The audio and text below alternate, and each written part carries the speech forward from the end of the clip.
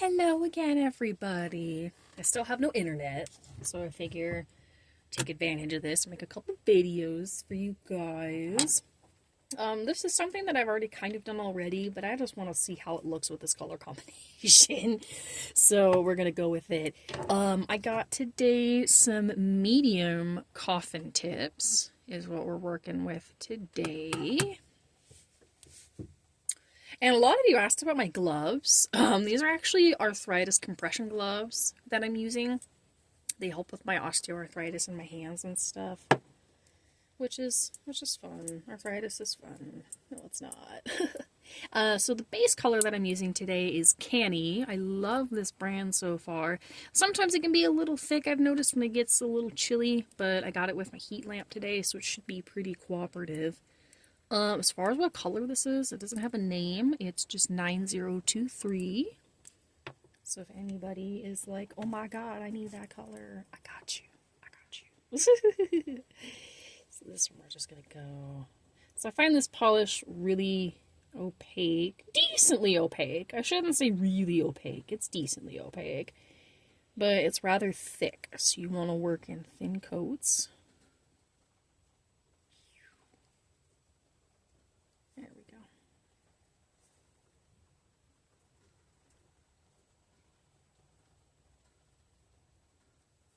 Sure we're nice and smooth.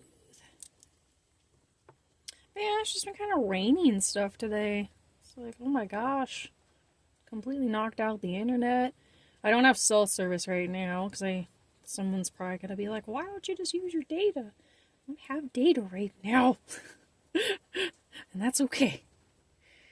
I talked with my husband about that earlier. I was like, when did, us as a society become so dependent on the internet for stuff?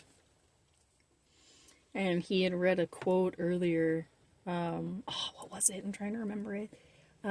When humans were wired was when we were most free. And I was like, oh my god, yeah. Landlines, I remember those. Back in the day. I've often thought about getting a landline again as an adult. But I actually don't think I have a setup in my RV for a landline now that I think about it. So a couple of you, mainly some newer faces, have wanted just kind of an introduction. Hello. My name is Jackie. I do prefer Jacqueline, but a lot of times my name gets mispronounced, and that is like my number one pet peeve, is my name being mispronounced, so I just prefer Jackie. You know, because a lot of times people call me Jacqueline, and that drives me up a wall. It really does. My name is Jacqueline. It's not Jacqueline. So that's a little tidbit about me. I have a pet peeve with that. So Jackie's fine. You are welcome to call me Pepper as well. That's kind of like a little nickname that I'm trying out moment. I know nicknames are kind of given to you rather than chosen, but kind of rolling with it right now. Enough about my nail stuff. We all know I've been doing it for about 10 years. Been doing it for a while. Not the best at it, but I'm okay. Not horrible, but we're not the best. I'm going to let that self-level for a second because it's a little thick. I am married, because I know I've mentioned, my husband a couple times. I'm going to put this in the lamp for a 60-second cure. Gee, without making it fall on the floor.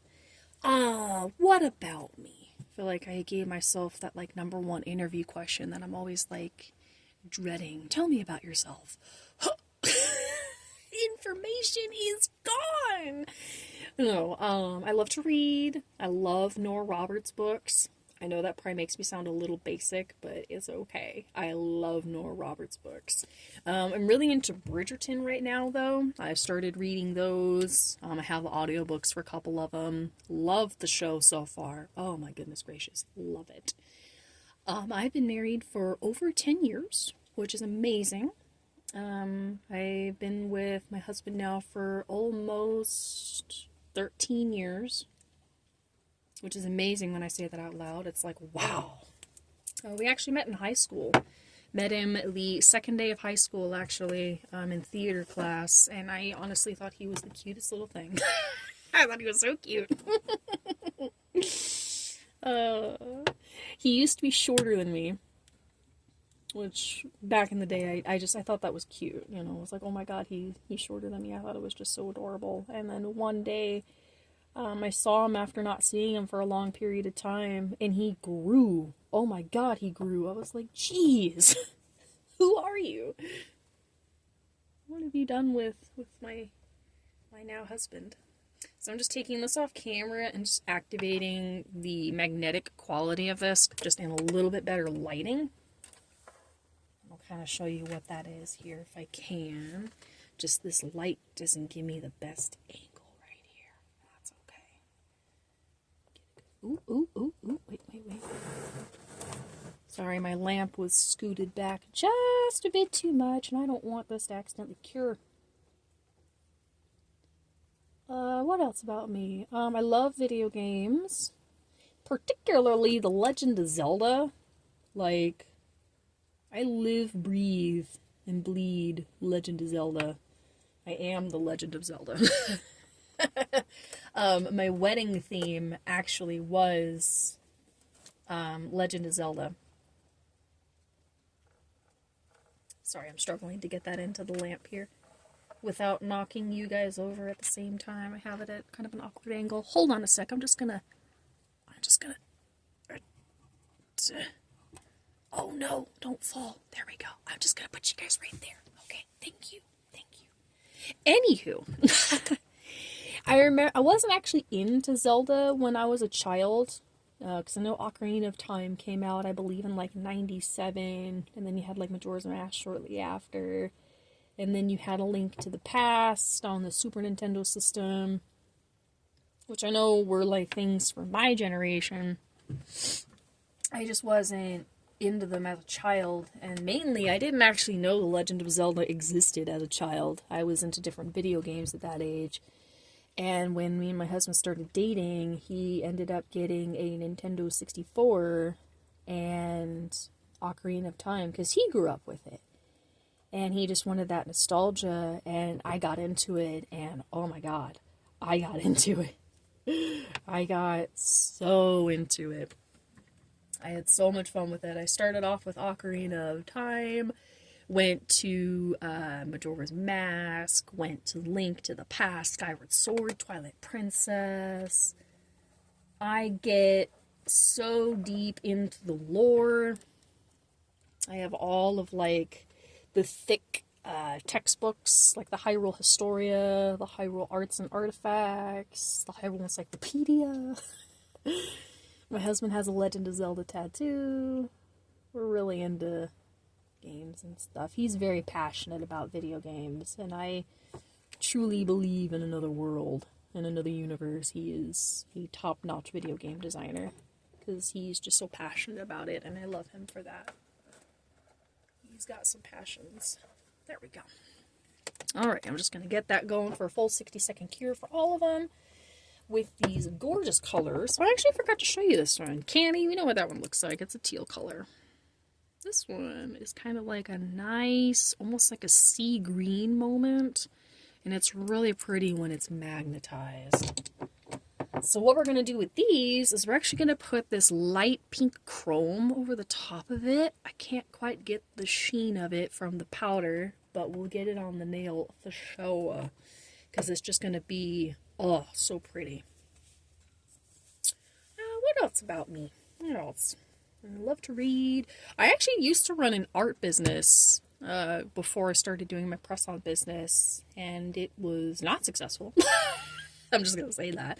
My nail stuff has been vastly more successful than my art stuff ever was, and that's a good thing. But, you know, I miss doing my artwork on Procreate and stuff like that with my iPad. Just unfortunately, we got into a dark patch where I had to sell the iPad to get us through a small little rough patch and stuff. But I have a new drawing tablet. Just I don't quite have the right setup for it. And that's okay. I'll get it there. Getting these out of the lamp here off camera. Ooh. I don't know if you can see that, but that is just gorgeous. Okay. So, of course, we're going to go in with double rhythms, no wipe, top coat.